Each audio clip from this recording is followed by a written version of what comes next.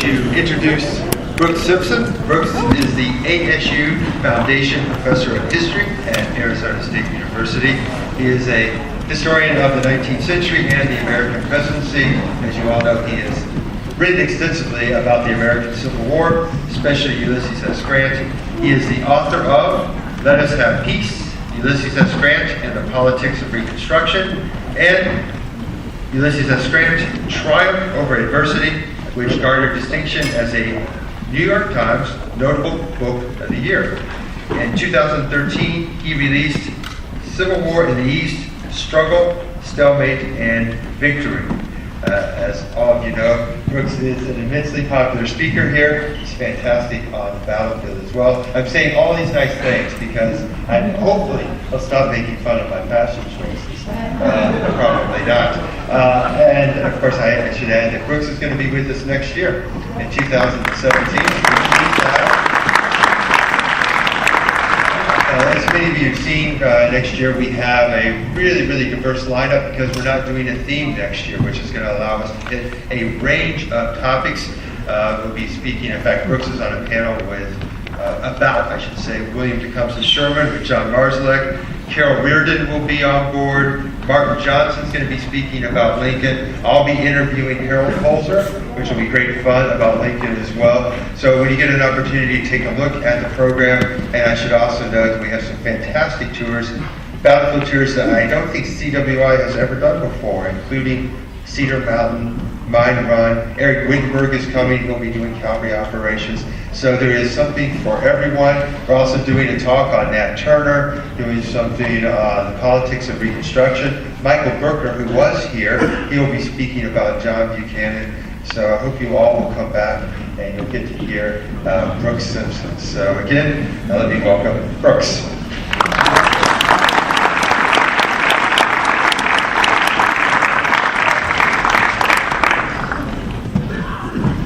Well, thank you very much, Peter. I'm glad to hear there are fashion choices and not fashion accidents.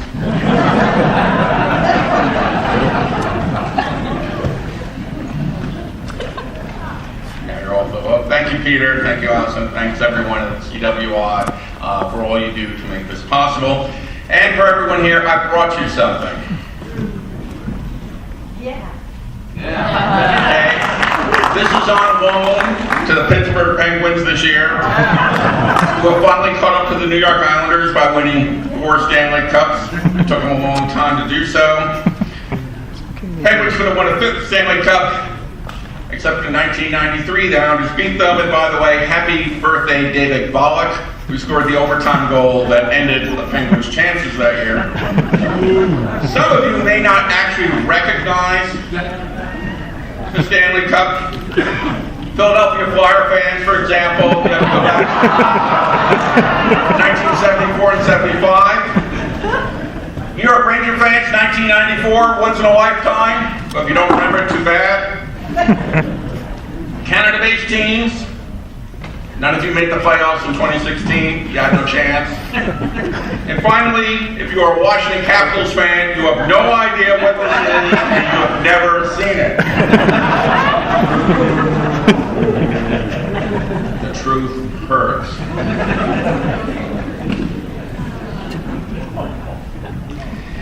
Many people see 1865 as a high point in the life of Ulysses S. Grant. After a year of long, hard fighting against the Army north of Virginia, on April 9th of that year, he accepted the surrender of Robert E. Lee and that gallant army, which was, as we all know, was a decisive step in bringing the American Civil War to a victorious conclusion for the Union. But what did that victory mean? What were the fruits of Union victory? Well, Ulysses S. Grant would struggle to defend and define that victory for the next 20 years. First as General-in-Chief of the Armies of the United States, then as the 18th President of the United States, and then finally in his post-presidential career as a speaker and author. After he left the White House, until his death in 1885. During that time, Grant worked very hard to try to balance the need for sectional reconciliation between white Northerners and white Southerners with the need to secure and preserve racial justice and equality for African Americans. He also sought to secure the political success of the party that saved the Union, the Republican Party. And he also decided to explain and then defend his own role in achieving military victory and preserving its fruits. This is understandable because Grant's place in history, he understood after 1865, depended upon making the victory he had won worth winning. And so Grant's personal identity is going to be wrapped together, intertwined with what happens in the 20 years after Appomattox. We have to bring those years together instead of separating. We're talking about Grant's presidency, his post-presidential career, his time as general-in-chief during the administration of Andrew Johnson. But there are ways to bring them together to talk about Ulysses S. Grant's efforts to preserve the fruits of victory. Now, this notion of Grant and a continuing Civil War is not original with me. I've built on it a great deal, of course, but in fact, a historian who wrote about this first, Richard N. Current, product of the University of Wisconsin, wrote a short essay quite some time ago called President Grant and the Continuing Civil War, which people, by and large, overlooked because it was in a volume of rather limited circulation. But the fact is that Current, rather distinguished historian of 19th century American politics, understood that what the American Civil War had been fought to secure had not been secured entirely at Appomattox. I've heard a lot of discussion over the past year or so about when did the Civil War end, what is the relationship between the Civil War and Reconstruction. Well, I have to tell you that Ulysses S. Grant saw the two as joined together. That Reconstruction determines what the American Civil War achieved for Americans white and black of that generation, and set in motion what we today still struggle with. The meaning of the Civil War is always viewed through the filter of how we understand Reconstruction. You can't take the two apart to deal in semantical discussions about when the war ended, what did the war itself achieve. Well, let's put it this way. Everyone in this room remembers something like this. You remember April 9th. April 9th is a famous day in American history, right? And you're going to say, of course, it's Appomattox Day. No.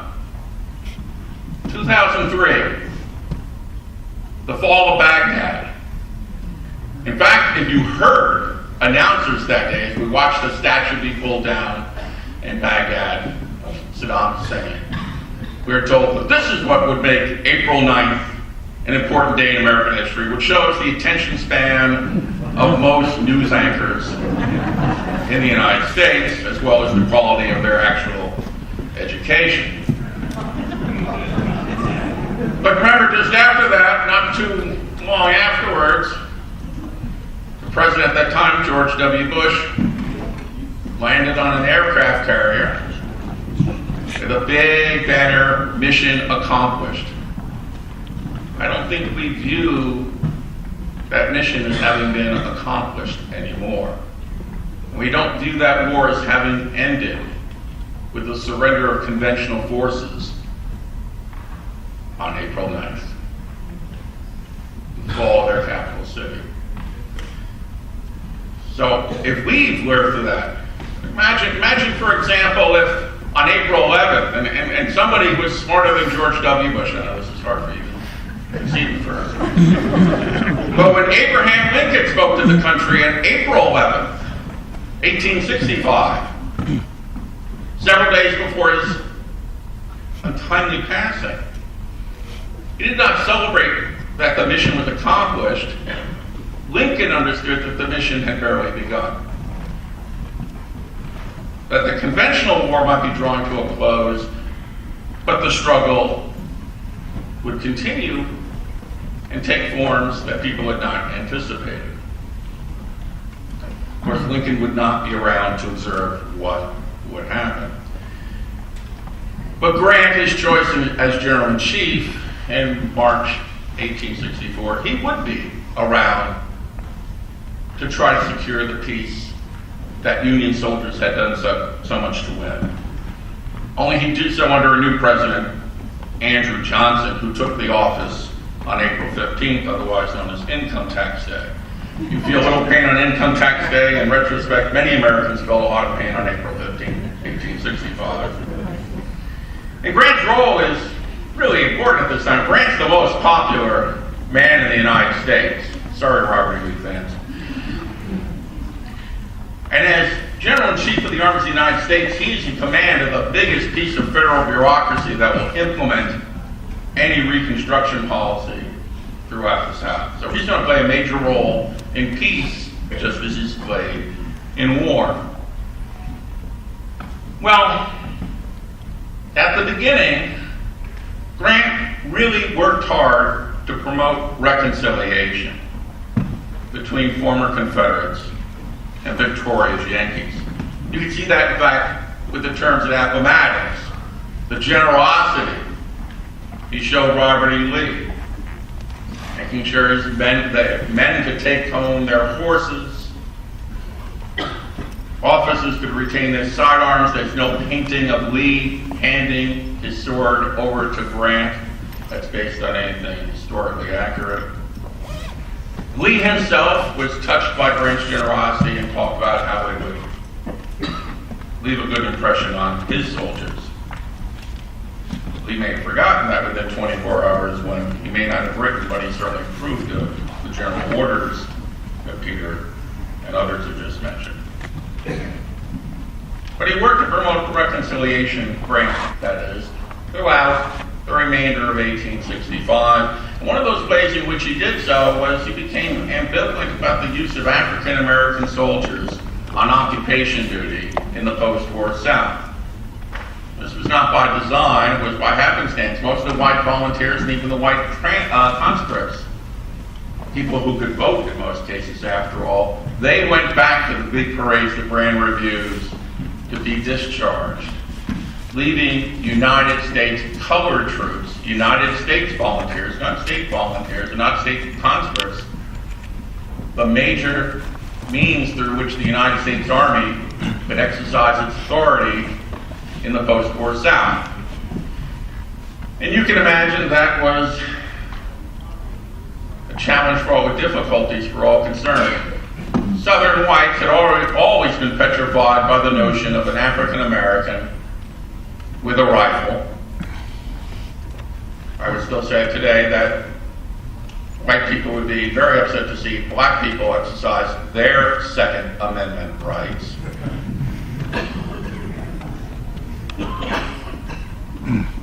And you could understand that African Americans recently freed, enjoying their freedom, testing that freedom,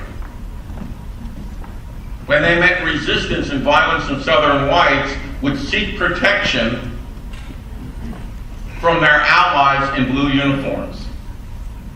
And the Southern whites resented the idea of black people telling them what to do, much as they had told black people what to do for centuries. Grant himself tried to mediate this process without basically not standing firmly behind his black soldiers, but saying, let's try to work this out, because I understand Southern sensibilities. He was, after all, married to the daughter of a Missouri slaveholder, and so he had some idea about what people were talking about. So the 1865 grant is a grant of reconciliation.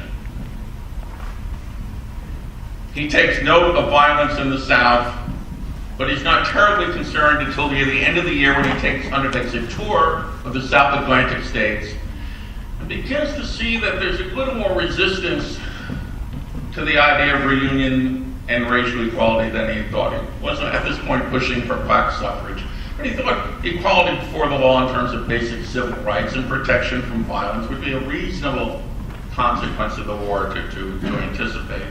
He wasn't quite seeing that either. He's still seeing a chaotic situation. In fact, his biggest recommendation was we still need to have some military presence in the South because things haven't been restored. Order isn't there. A lot still to go. Well, starting in 1866, Grant's priorities started to change. We got many more reports about violence against African Americans, Army officers, white allies of African Americans. Become much more certain about the need to protect African Americans and their freedom, to stop violence against them.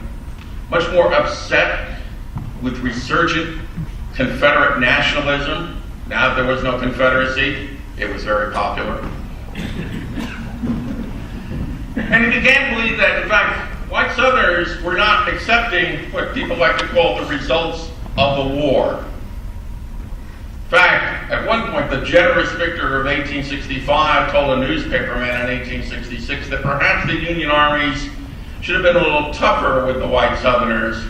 Maybe Sherman needed to visit a few more neighborhoods, including the neighborhoods who always hear that Sherman visited. One time someone told me Sherman burned down their house and said, "Where do you live?" "In Missouri." And I go, "Sherman wasn't there." I'm waiting for someone to say, "Sherman burned down my house." Where was it? Alaska. Sherman was everywhere. I gather probably that if you were a parent, you wanted to scare your kids, say, "Go to bed or Sherman will come and murder you." Don't play with matches, you'll become Sherman. But Grant in 1866 begins to change. Begins to understand that one of the fruits of victory was the destruction of slavery. And the destruction of slavery didn't mean simply the absence of slavery, but the beginning of the establishment of the foundations of freedom. He wasn't quite sure what that meant yet. But he did understand that what he was seeing was not what he had hoped for. And remember, Grant recalled that 1 out of 7 of his soldiers in 1864-65 happened to be African American. We forget that. As opposed to 1 out of 7 million of Confederate soldiers was a black Confederate soldier. 1 out of 7 United States soldiers in 1864-1865 was African American. So he's defending his men as well as African Americans. This also meant that he began to change his attitude towards who he was going to defend and protect as General-in-Chief. He started off as a good subordinate to Andrew Johnson, wanted to give Johnson a lot of space, a lot of support. By 1866, he began to have serious questions about Johnson's motives, his intents, questioning his racism. This came to a head in September of 1866 when the 17th president embarked upon his infamous swing around the circle, trying to support candidates to defeat Republican congressional candidates in that fall's election.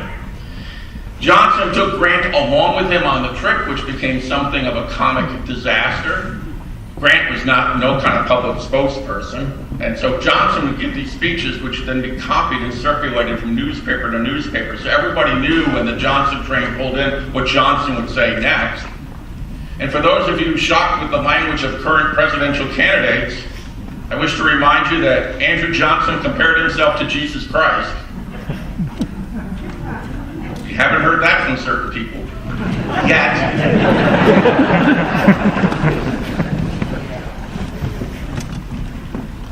And Grant would come out and just fold his arm and the crowd would start cheering for Grant and booing Johnson. We know, in fact, that during this trip, Grant became so bothered by what Johnson was doing that when the train was making its way from Buffalo to Cleveland, think of going on a train from Buffalo to Cleveland, what would you do? Well, Grant got drunk. But Grant later on said that the president was a disgrace and he didn't like being with a man who was making speeches on the way to his own funeral. Grant supported the 14th Amendment, and when southern states failed to ratify that amendment in the aftermath of the elections of 1866, he consulted with congressional Republicans in framing what became known as the Reconstruction Acts of 1867, acts which put the military in charge of restoring civil governments throughout the defeated South in the 10 states that had not ratified that amendment. Tennessee had ratified it in 1866 and so was excluded from the Reconstruction Acts. During 1867 and 1868, Grant gave instructions to his generals, the loyal generals, or generals who wanted to follow his policies, like Philip Sheridan, and a general who actually followed his superior's orders, unlike what he did here at Gettysburg. Daniel Sickles actually followed orders. It could happen. Maybe he learned from July 2nd. Who knows? And then there were generals who did not support what he wanted to do. Notable among those people would be Winfield Scott Hancock, who came to command with Democratic sympathies. But he was the person in charge of trying to tell people, well, this is what I advise you to do, and I will protect you from the president and from other critics as you try to do your duty as outlined in congressional legislation. The rift between Johnson and Grant grew, and at the same time, Grant began to consider something he really had no interest in beforehand, and that was a decision to run for president of the United States. Now, Grant had no hunger for the presidency. For one thing, he was getting all kinds of great stuff as general. So, people from Boston gave him books, because that's what Boston's all about. They read, right? People from Philly, nice domestic place, and they helped finance a house. They gave it to him in New Jersey. But then again, as we know from a certain musical, everything is legal in New Jersey. Just ask the governor.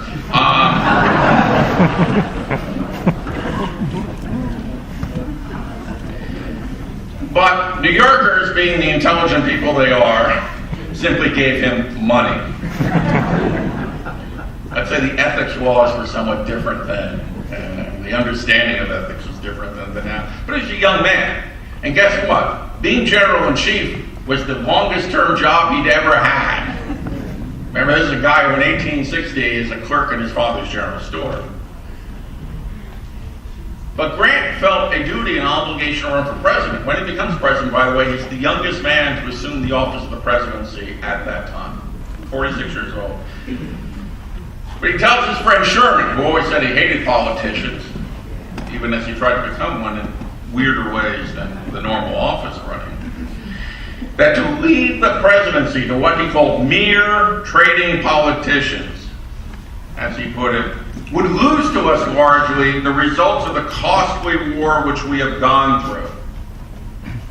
So Grant ran for president to save the fruits of victory from continued political turmoil and disagreement, which had reached its climax in 1868 with the impeachment and near conviction of Andrew Johnson. Grant didn't need a speechwriter when he issued a 4-word statement accepting the Republican nomination that May. Let us have peace. A magnificently malleable statement. Let us have peace between whites and blacks. Let us have peace between North and South. Let us have peace, enough of political turmoil. Let us have peace and go make some money. Great stuff, though. Let us have peace. The words today engraved at the entrance to his tomb. And Grant drew enough votes, including hundreds of thousands of African Americans casting their first ballot in a presidential election, to secure the presidency in November 1868. Those people who voted for him to bring Reconstruction to an end. They'd had enough 4 years out from Appomattox. If only it had been that simple. As president, Grant moved quickly to support the ratification of the 15th Amendment, and when it was ratified in March 1870, Grant commemorated the occasion with a special presidential proclamation in which he said that the 15th Amendment concluded the road of repudiating the Dred Scott decision. Presidents tend not to issue proclamations when constitutional amendments are ratified, but to Grant, this was a special occasion. So now you couldn't use race, color, or previous condition of servitude to deny an American citizen the right to vote.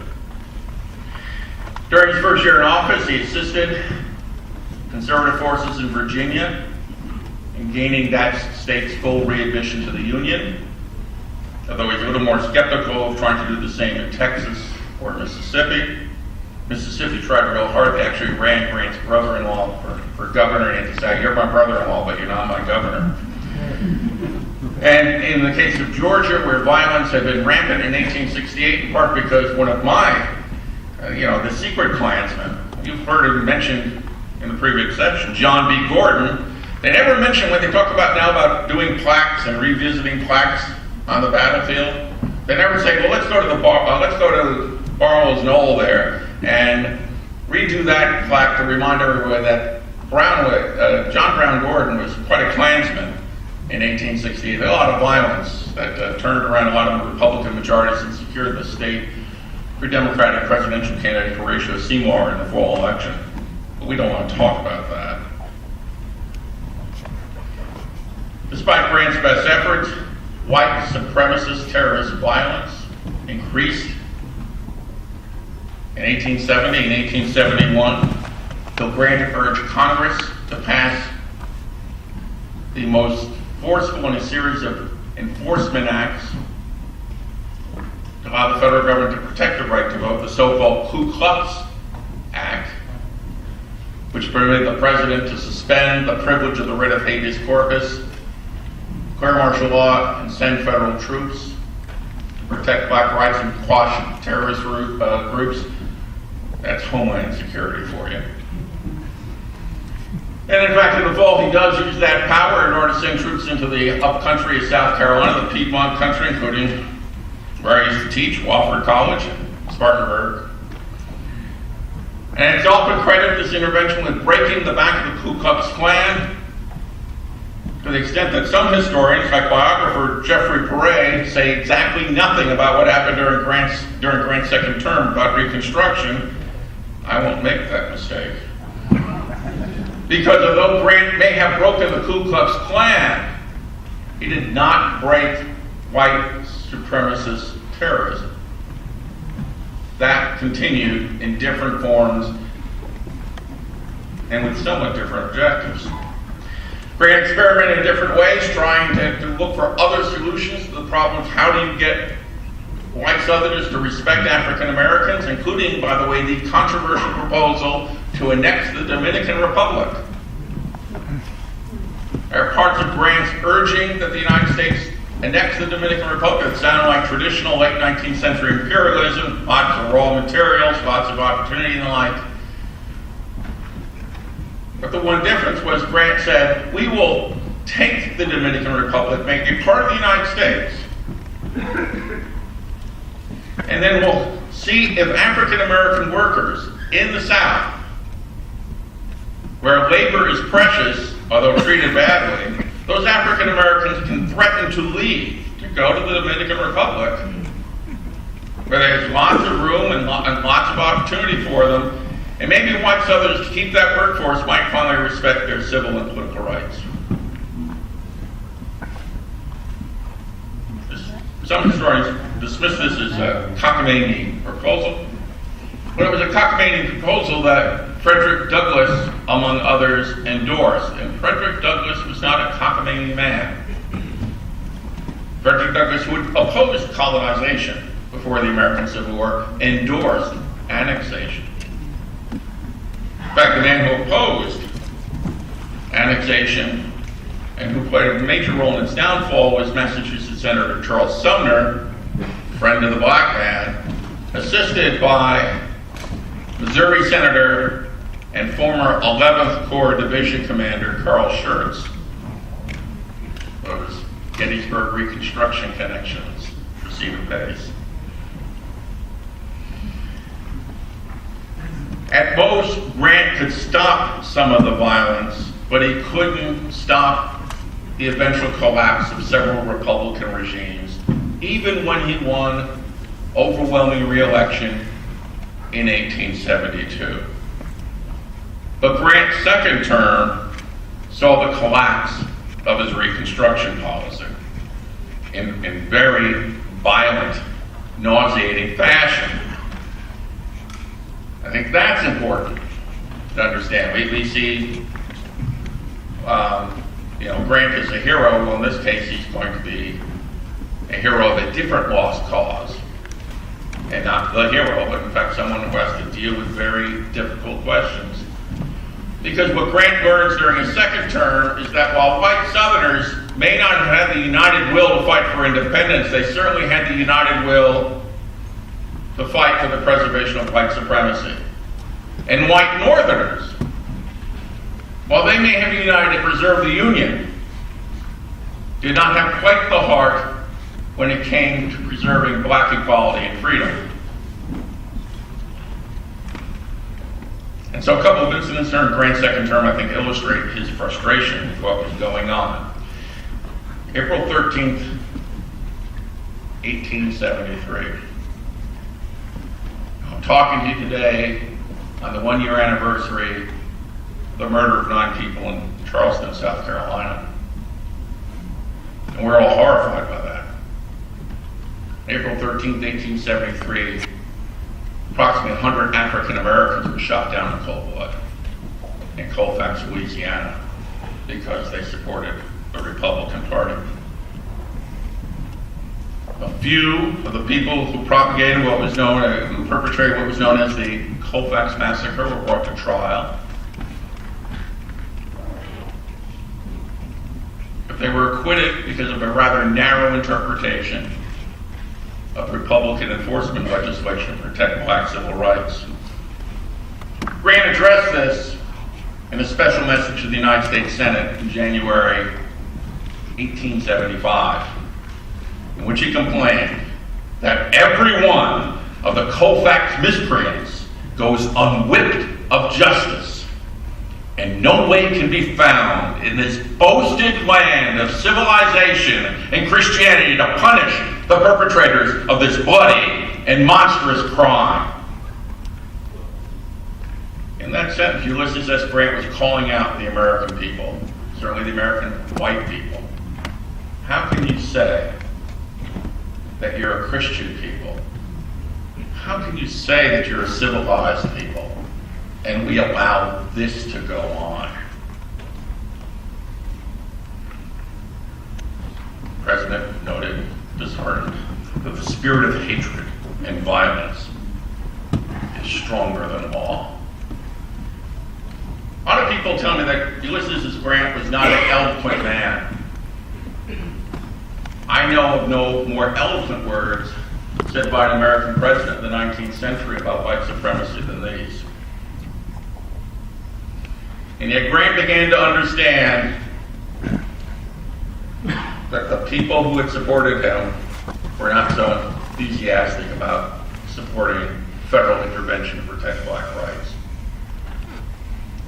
Later that year, the governor of Mississippi, another commander of the 11th Corps, by the way, Adelbert Ames, beseeched the president for federal assistance to try to fend off white supremacists in Mississippi.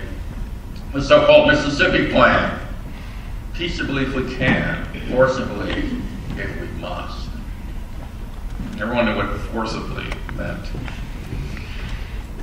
Responding to the plea from Governor Ames, Grant wrote his Attorney General, noting the whole public are tired out with these annual autumnal outbreaks in the South, that there have been so much lying and misrepresentation in the popular press and among politicians as Grant put it, the great majority of Americans are now ready to condemn any interference on the part of the government. People didn't have the stomach to support protecting black rights anymore. At least white people didn't. And so Reconstruction's collapse, we talk about the Compromise of 1877 and the election of Rutherford B. Hayes and the like. Well, Reconstruction really starts crumbling for good in 1875. And Grant, a man who hated retreat, had to conduct a fighting withdrawal. Following year, 1876, in South Carolina, Hamburg, South Carolina, in the wake of a July 4th celebration gone wrong, African Americans were gunned down in Hamburg on July 8th. Republican governor contacts Grant for assistance, and Grant writes back, "The scene at Hamburg is cruel, bloodthirsty, wanton, unprovoked, and uncalled for as it was, is only a repetition of the course which has been pursued in other southern states within the last few years. Terrorist violence had become a way of life for white supremacists,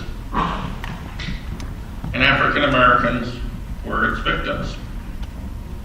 And Grant went on, "A government that cannot give protection to life, property, and all guaranteed civil rights, including an untrammeled ballot, is a failure. Too long denial of guaranteed rights is sure to lead to revolution, for suffering must fall on the innocent as well as the guilty." Grant left the presidency in 1877. Therefore, seeing that while reunion had been achieved, justice for African Americans had not been. And yet he still couldn't quite forget what had happened. After his presidency, he goes on a trip around the world. And among the people he meets is Otto von Bismarck, another great statesman of national reunification or unification. The two men talk. Think of this conversation between Ulysses S. Grant and Otto von Bismarck. And Bismarck turns to him and says, "Well, you know, your situation is like ours. You have to unite your country by blood and honor through war." And Grant turns to him, "But that wasn't all. It was all also about slavery. Slavery was essential. We could not be a truly united people until we destroyed slavery." So slavery is still on his mind. But so is the attitude of many white Americans towards the use of military force. He also observes during that time in the newspaper reporter that he'd seen that President Hayes had no problem calling out federal troops to put down labor strikes during the unrest of 1877, and inquired why were Americans willing, and in some cases enthusiastic, to use military force when it came to labor unrest, but showed a marked lack of enthusiasm in using the same kind of federal force when it came to protecting the rights of African Americans. That something was wrong here. That's a pretty sharp indictment of the American people and the American system. In fact, as the former President, Grant actually reflected that perhaps Reconstruction had been a mistake all along, that the restoration of civil governments had been a mistake, had been too hasty. That had been much better to have a prolonged federal occupation, because that would be the only way that African Americans would have had their rights protected at the point of a bayonet, since they were being denied by a hood and a noose. Perhaps this was the wrong way of going about things, and make it clear that since we've given blacks the vote, we have to honor that pledge. But maybe it would be better just not to allow anyone to vote, just manage the areas under federal supervision. He said, but the mind of the American people is against that. It's hostile to military government. Just like Andy Lang pointed out this afternoon, it's hostile. We don't want that. We want a restoration of the union and civil government, even if that civil government ends up not protecting the rights of some of its citizens.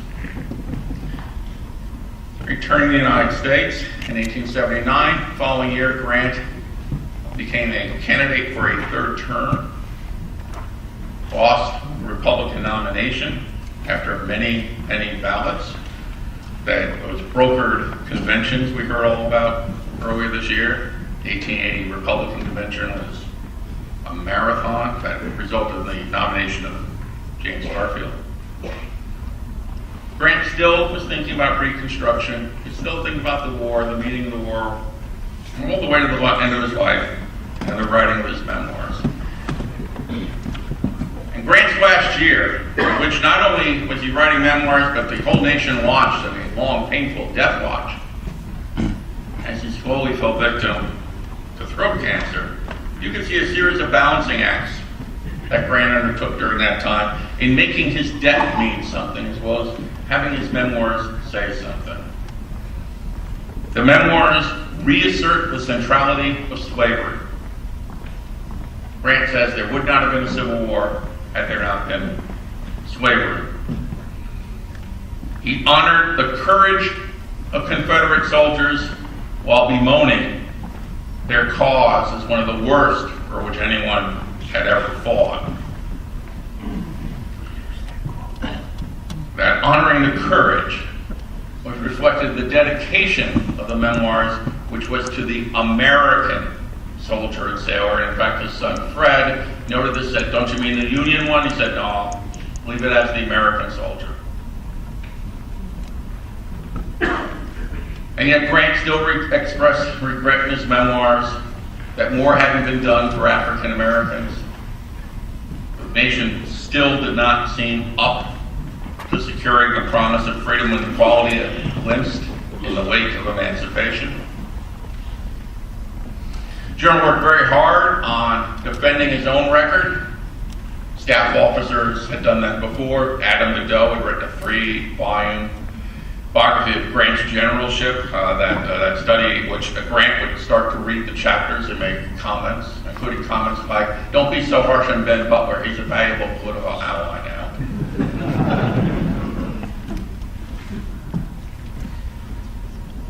Those memoirs did two things. If you look at them, Grant refights the Civil War in the memoirs in terms of fighting Confederate generals. For example, he does not speak that highly of Robert E. Lee. He had enough of the Lee worship. Clearly, sometimes rather sensitive about the way in which Lee was viewed even then by many Americans. He also, in very clever ways, even some scores with other generals who wore blue, in such an artful way, in fact, that a lot of people take Grant's memoirs at face value instead of a text, a narrative presenting an argument, an interpretation that emphasizes some things, doesn't discuss other things. Personal memoirs don't discuss the rumors of Grant's drinking. You'll never find out what brand he drank. Memoirs. Even if he bought a farm right next to where the Budweiser Clydesdales are now housed in St. Louis. He entertained visits from Confederate officers, including Simon Buckner. Buckner had surrendered Fort Donelson to him in 1862, and now he welcomed Buckner. He welcomed messages from other Confederates as well. He talked about the need for harmony and peace with former Confederates, even as he reminded people that the cause of the war had been slavery and justice had to be done to the black man. Several of those former Confederates acted as pallbearers at his funeral after his death on July 23rd, 1885. Ulysses S. Grant understood that you could not define the American Civil War as ending at Appomattox. That was one stage in a much longer struggle. And in that much longer struggle, although there had been achievements and successes, there had also been shortcomings and failures. We ought to keep that in mind as we visit battlefields such as this one, or as you go to the site of Lincoln's Gettysburg Address, where it talks about the unfinished work before us. Grant would say, that the work remained unfinished in his time, and I would say it remains unfinished in ours. Thank you very much.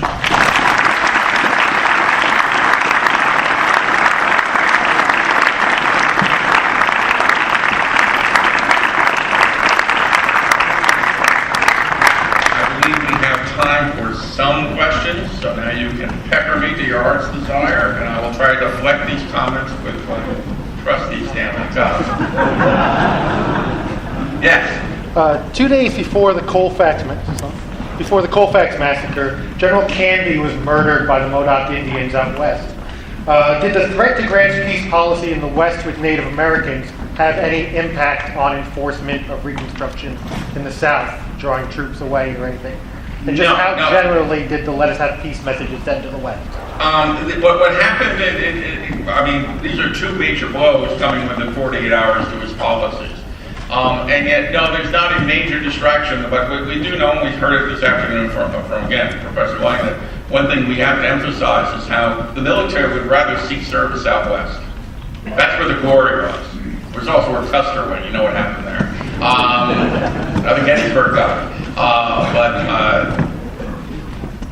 It didn't have much of an effect. A much more significant effect on Grant's policies during the second term was the after effect of the Panic of 1873 and the resulting economic depression, which made many people think about their own interests rather than the interests of others. Yes? You mentioned that in his General Grant's memoirs that he didn't really mention General Lee to a certain degree. He mentions Lee, but not with the overwhelming positive fawning praise that some others had. Well, I was curious if they did have a history before the war, possibly in the Mexican-American War, then why would he not give due respect to him like he did at Appomattox in his memoirs?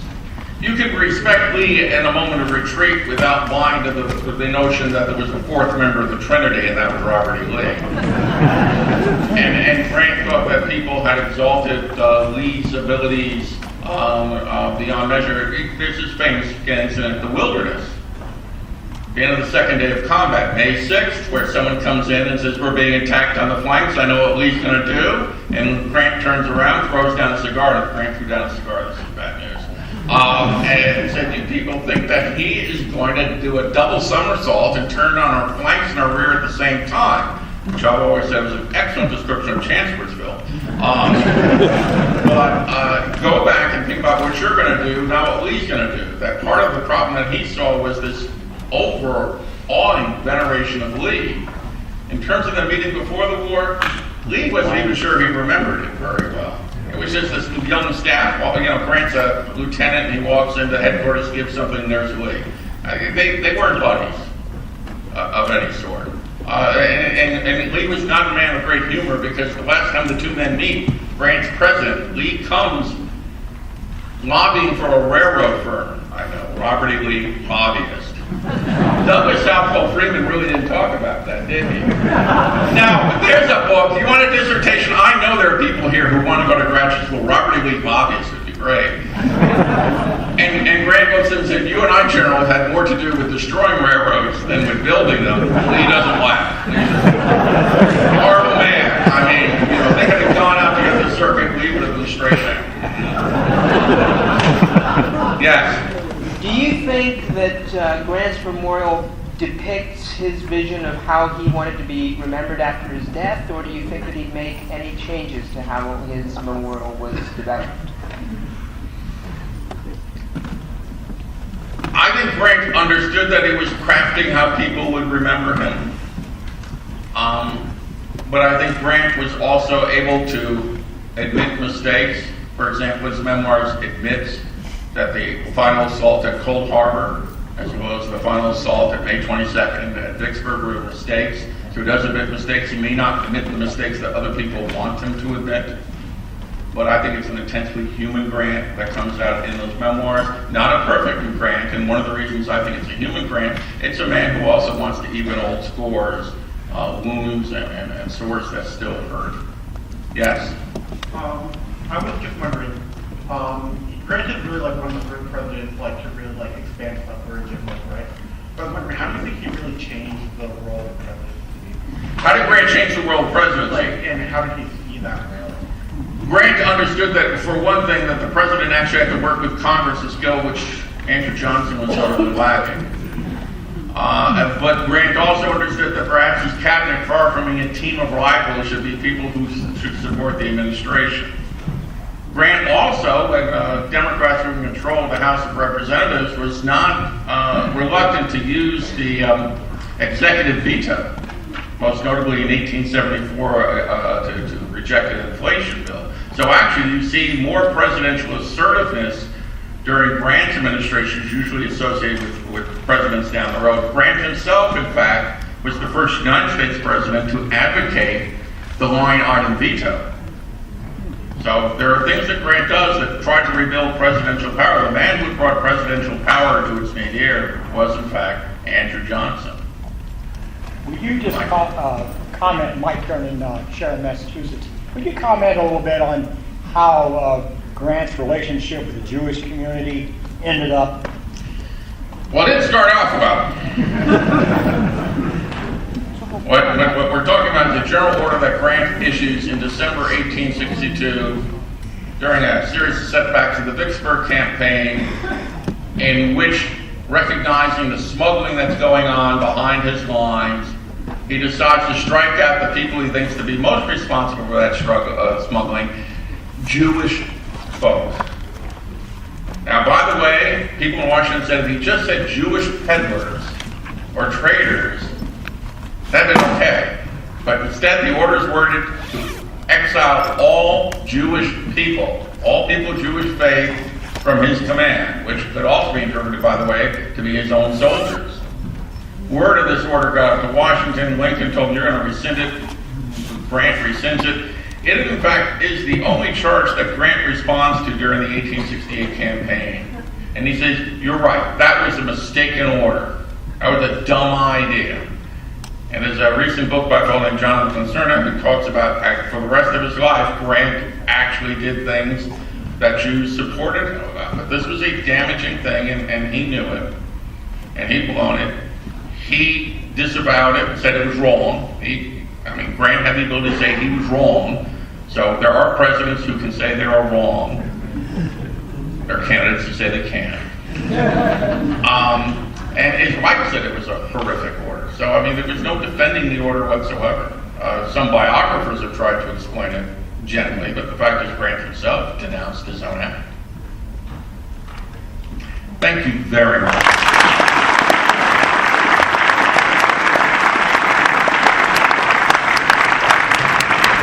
Thank you, Brooks. So you all have a wonderful evening. We'll